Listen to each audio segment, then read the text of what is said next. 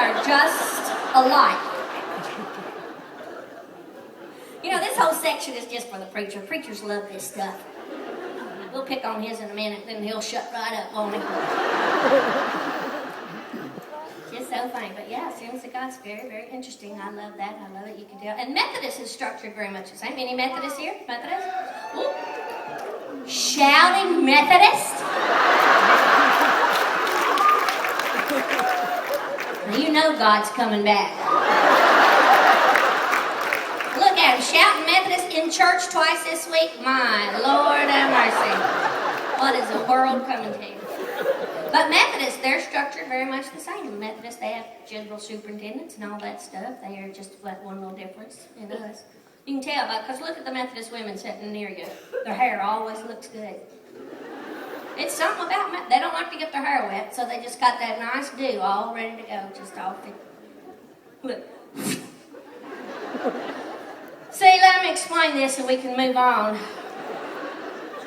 There's two basic food groups in the church world. You got your dunkers and your flickers. Now, I grew up in a dunking church. If you're Assemblies of God, Baptist, Nazarene, they're going to dunk you. Somebody, when you go to get baptized, you're going to come down forward. Some preacher's going to dunk you down, hold you.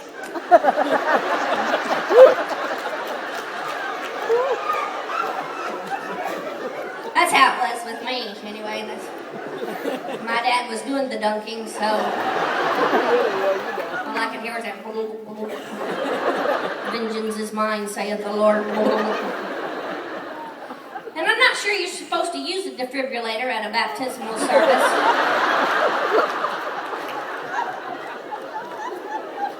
Just something special from my ear.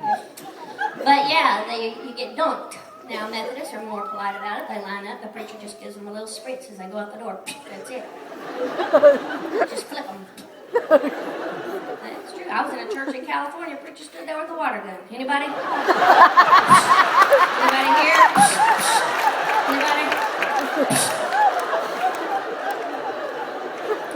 Some weird churches in California. So yeah, just dunkers. And I've been, I got saved 342 times for heaven's sake. Time with storm or lightning outside, I'd get saved. Of course, if there was a good-looking boy at the altar, I'd get saved. So we Nazarenes aren't so stupid. Saved, sanctified, and petrified every year at youth camp. Every single year. I get saved on Monday. They preach on salvation, you get saved right up front. Tuesday or Wednesday, by then you kissed a boy. So you got to get sanctified. Which Nazarenes, they have the second work of something, sanctification, and the banana peel, and the apple core, and the 3-in-1. I don't know. And then they preach on where. The last night you get petrified and have to start all over again. So I just had that revolving door experience with the Lord. And so I don't know which time, stuck. If we had a new altar, I'd get saved. If every revival, I'd get saved. I was always feeling guilty about something. So yeah, I always got saved. And then, I got baptized like 7 times. I even got flicked off in about 3 churches.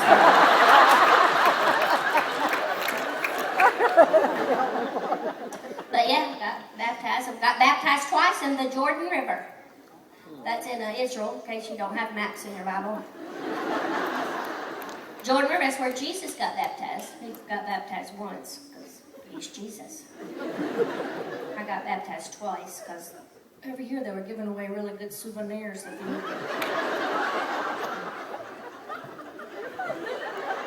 I love people who have never heard of me sitting there and going...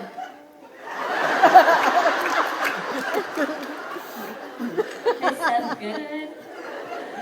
So yeah, I think that's interesting. And then I got flicked off at a Methodist church once. And then by accident I was at a Lutheran church. And I thought that goblet was for me in case my throat got dry. Little Father Conniption there. No, that's our baptismal. There ain't a woman in my church who can fit in here. You're going to need more water than this. That's fine. That's fine. I grew up Nazarene. I married a Baptist. So there you go. I kind of did my part. I got that whole Proverbs 31 speech, you know. So submit, submit, submit. That's why he ain't here. He ain't here.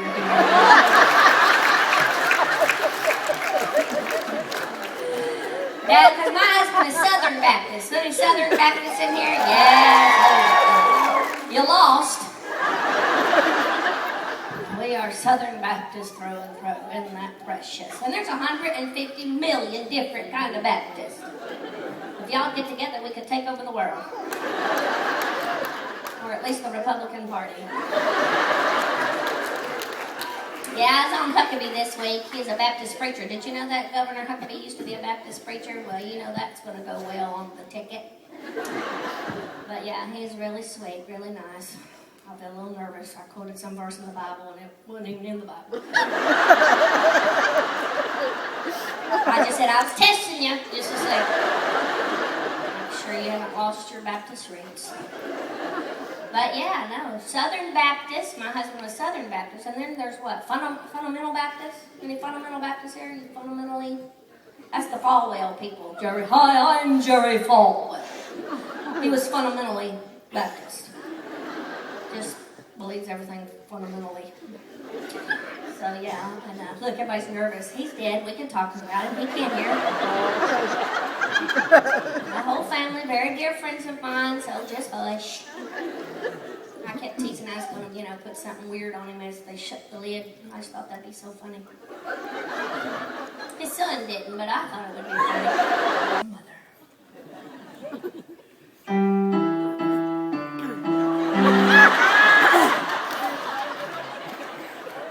This is a serious part.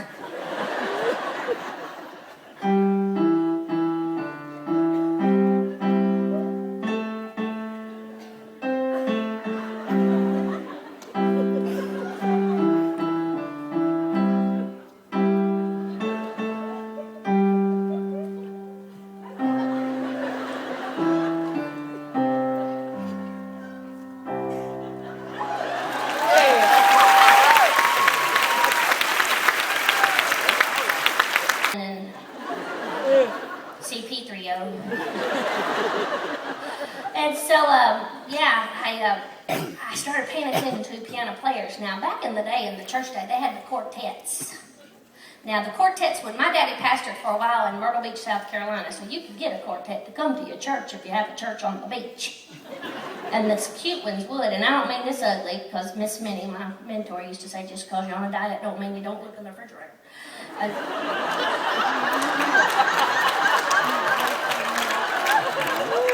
Oh, yes, don't tell me y'all don't. You wouldn't believe the women's ministry groups when there's a church with a single pastor. They seem to always sit up front. The day our preacher got married, man, everybody was in mourning for the longest time. But all that to say, I was just 12, so it wasn't like, terrible Christian lusting, but just a little. Because the piano players were so cute, rambunctious. They had the little leisure suits and the slicked back hair and the patent leather shoes. And the piano players had that magical musical turnaround. Do you know what I'm talking about? That if you like the song, they turn around and do it again. Oh, it was just incredible. Now my mom was the lawnmower type piano player. If you knew 3 chords with your left hand, you could play any song in the hymnal.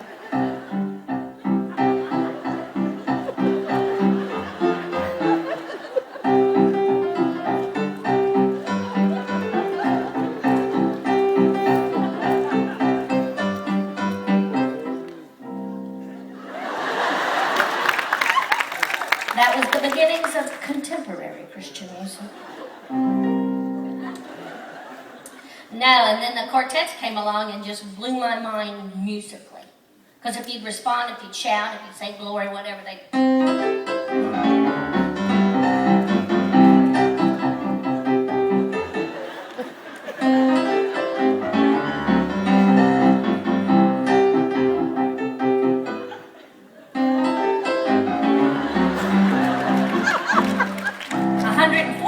verses of the same song. Well, I saw it on a Gaither tape, but I thought it was funny.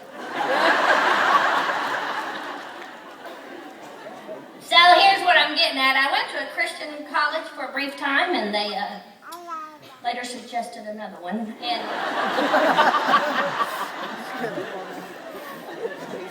I'm not proud of that. It's just, I like saying it because they never dreamed I'd grow up with a microphone either. And it wasn't like some tawdry thing I got kicked out for. I did get caught climbing out of the dorm once, but it wasn't my dorm. It was...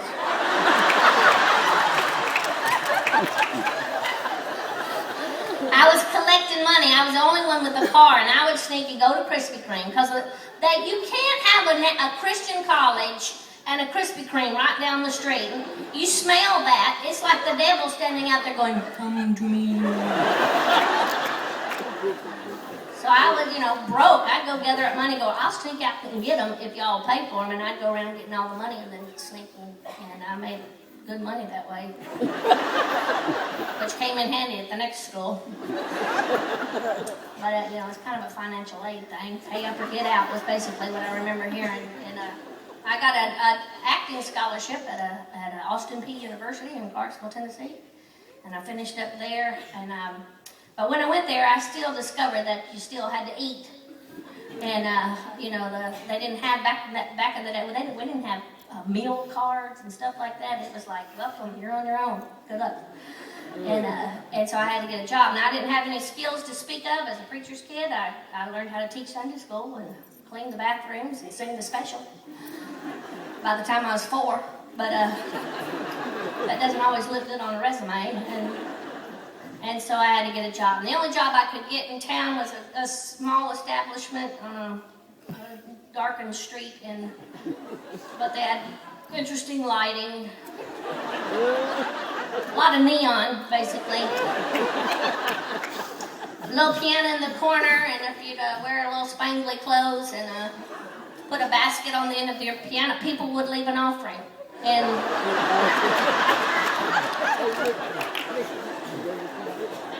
now you have no idea what it's like, or maybe you do, to be sitting in a place that's kind of really rubs against everything you were raised about and knew about.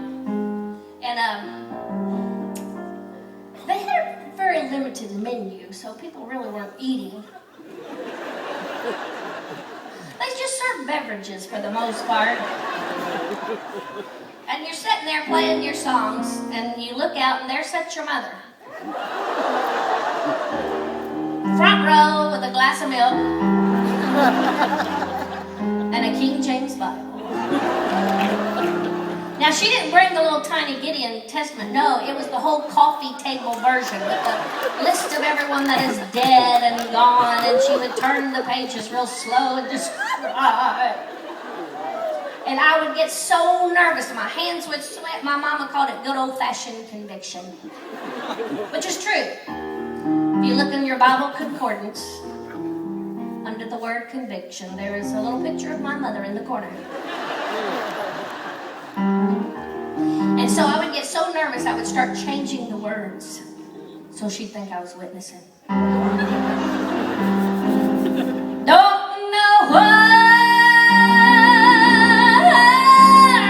No sun up in the sky, stormy weather. Since the Lord and I ain't together, keeps raining all the time.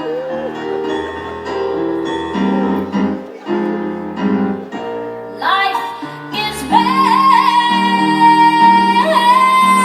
full of my misery everywhere. Stormy weather, since the Lord sent Mom to kill her. Leaves raining all the time. Sunday school starts at 10.